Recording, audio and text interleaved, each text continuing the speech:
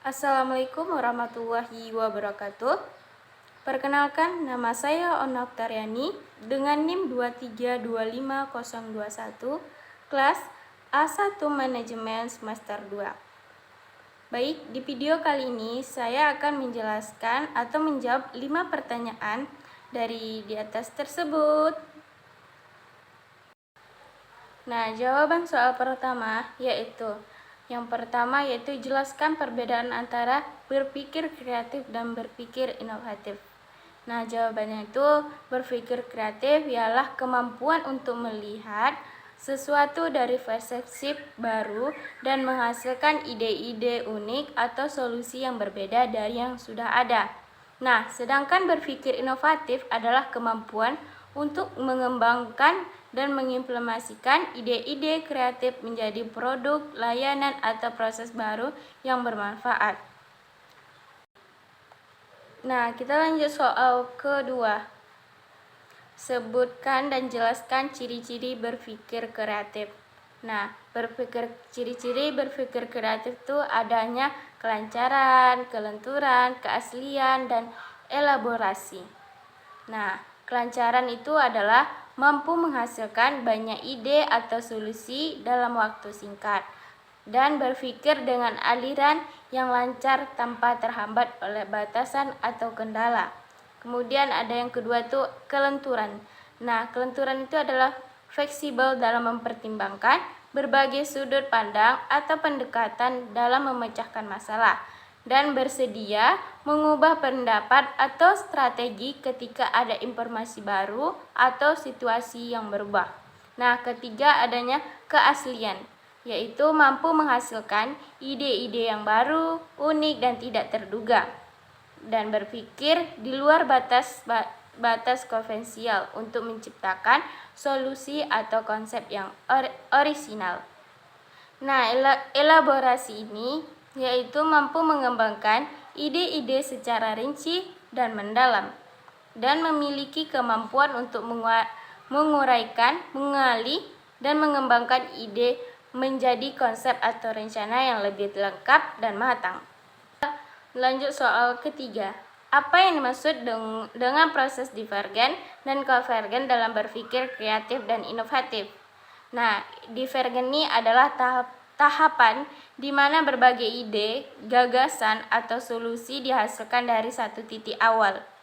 Nah, divergen melibatkan pemikiran yang terbuka, eksploratif, dan kreatif untuk menghasilkan sebanyak mungkin opsi atau alternatif yang mungkin. Nah, tujuan dari tahapan divergen ini adalah untuk memperluas pandangan dan menciptakan keragaman dalam ide-ide yang dihasilkan. Nah, sedangkan konvergen ini adalah setelah ide-ide divergen dibentuk, tahap konvergen mengarah pada penyaringan pemilihan ide-ide terbaik atau paling layak untuk melanjutkan.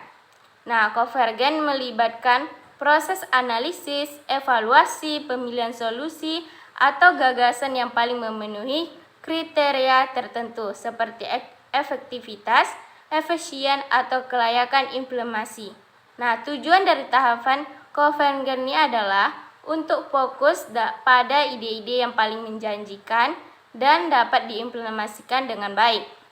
Nah, kedua tahapan ini saling melengkapi dalam proses berpikir kreatif dan inovatif.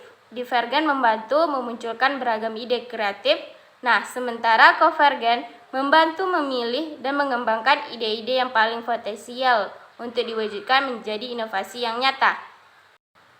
Nah, kita lanjut soal pertanyaan yang keempat, yaitu mengapa lingkungan yang mendukung sangat penting dalam mengembangkan berpikir kreatif dan inovatif.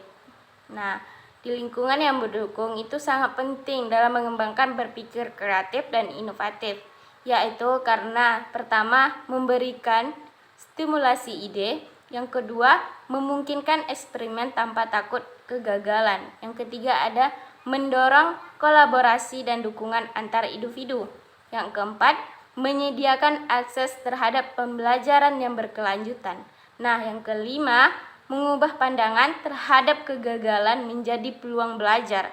Yang keenam adanya memfasilitasi fleksibilitas dan kebebasan berpikir di luar batas konvensional.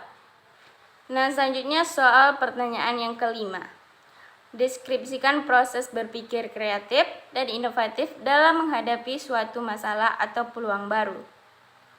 Nah, yaitu proses berpikir kreatif dan inovatif dalam menghadapi masalah atau peluang baru meliputi yang pertama, pemahaman.